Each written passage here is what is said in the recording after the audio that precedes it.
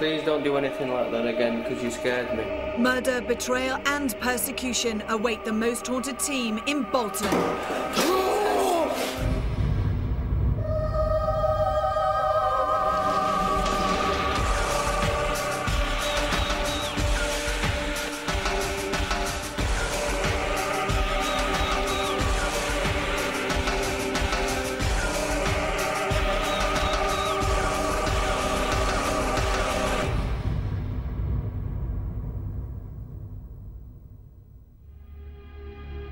Today we will encounter a home that has witnessed both devout belief and tortuous persecution.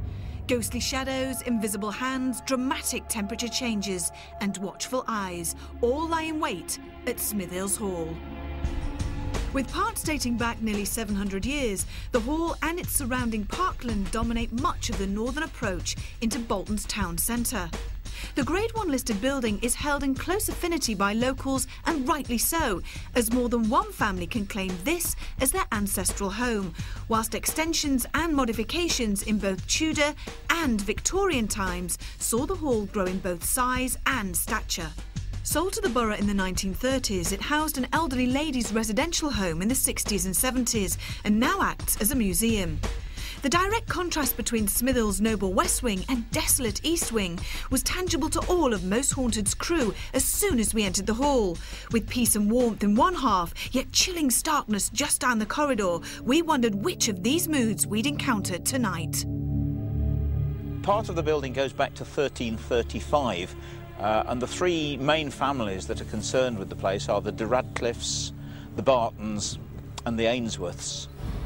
These stairs have had their fair share of hauntings.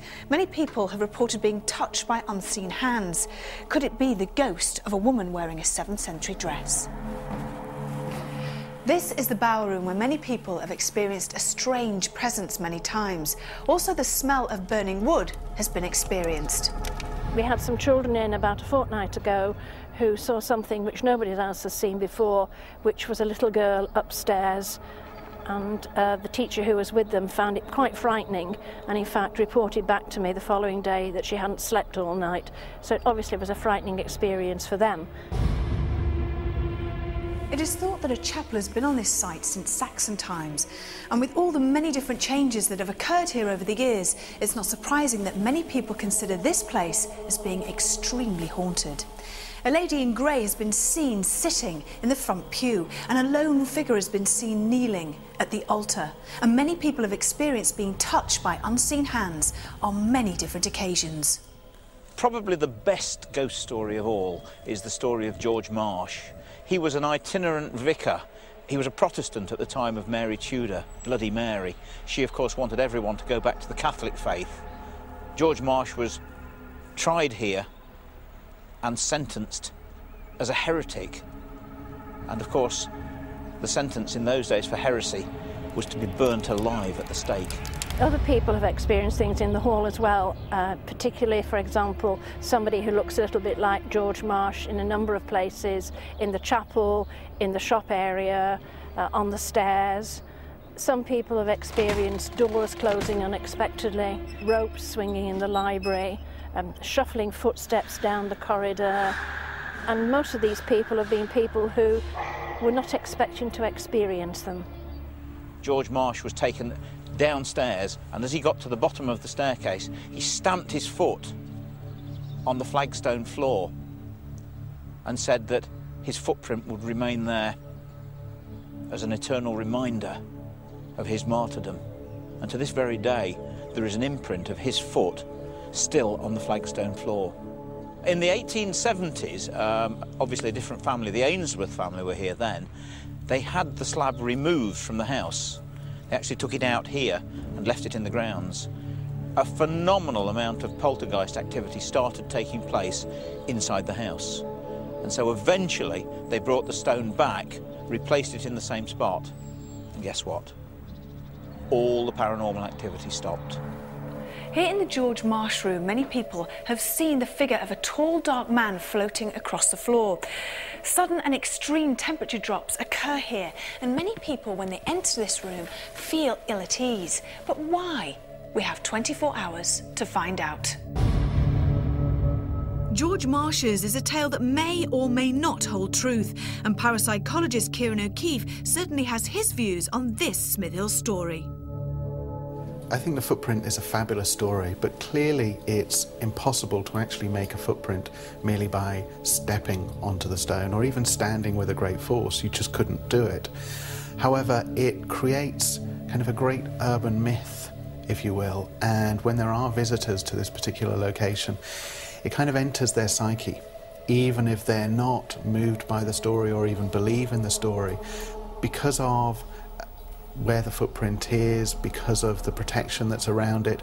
It immediately enters their psyche and they're thinking about it wherever they go in the location, and it will have an effect on the experiences that they have.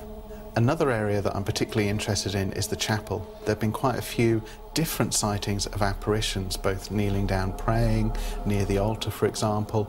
But what intrigues me most about this location is the phenomena associated with the glasses in one of the rooms. The staff have reported that the glass moved, they may upturn when they return to them in the morning. So what we will do this evening is actually set up a laptop and a camcorder and have the table where the glasses are locked off for the entire duration of the investigation.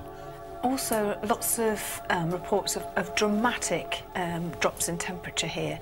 So presumably you're going to have all your equipment out in several different rooms. Yes, definitely. I'll be definitely doing baselines today to look at drop in temperature. Already a few people have reported that they felt cold draft, they felt definite cold spots. So I'll be doing the baselines, comparing that actually spontaneously as we're walking around and having vigils. And yeah, trying to get an objective measure of any temperature drops or temperature increases. So Kieran clearly intends an all-out assault on this building's claims of supernatural phenomena. We can also keep a regular eye on the glasses that form part of the parapsychologist's trigger object experiment. And with both Derek Okora and David Wells now on site, our spiritualist mediums could begin their readings of this highly contrasting property. Both beautiful and barren, what does lie in wait at Smithills Hall?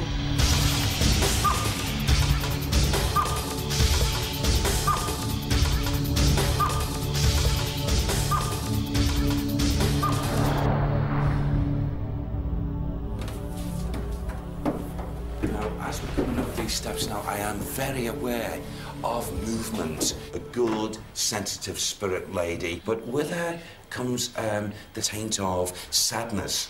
That sadness envelopes me here now. What time period would you say she was from? 1595, and then I shoot way forward into 1716. So that tells me that there are two females that actually walk here. Any names with them? Can you get me names of those, Sam? One's most definitely Margaret. Mm-hmm. Can you give me the other lady, please? I'm not really certain whether it's Isabella or Isabel. Right. But I feel they're the two names that come here. Do you want to go up? Yeah.